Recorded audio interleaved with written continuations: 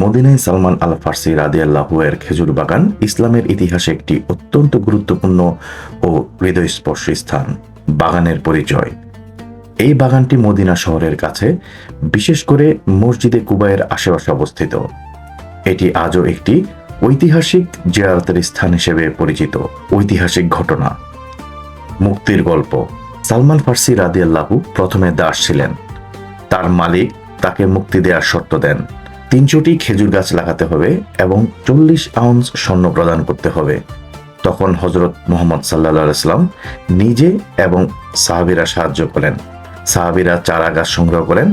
রাসূল সাল্লাল্লাহু আলাইহি সাল্লাম নিজ হাতে 300টি চারা গাছ রোপণ করেন। সব গাছেই সফলভাবে বেড়ে ওঠে, যা একটি অলৌকিক ঘটনা হিসেবে বিবেচিত। পরে অল্প স্বর্ণ দিয়েই তার মুক্তি সম্পন্ন হয়। বাগানের বৈশিষ্ট্য। এটি মূলত একটি খেজুর বাগান।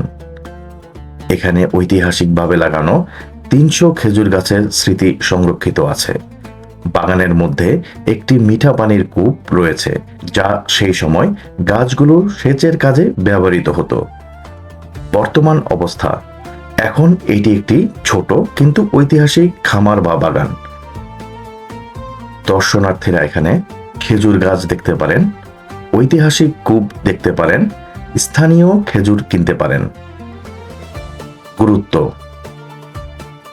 এই বাগান ইসলামে কয়েকটি গুরুত্বপূর্ণ মূল্যবোধের প্রতীক: ভ্রাতৃত্ব ও সহযোগিতা, দাসমুক্তি ও মানবিকতা, নবী সাল্লাল্লাহু আলাইহি সাল্লামের দোয়া ও নেতৃত্ব।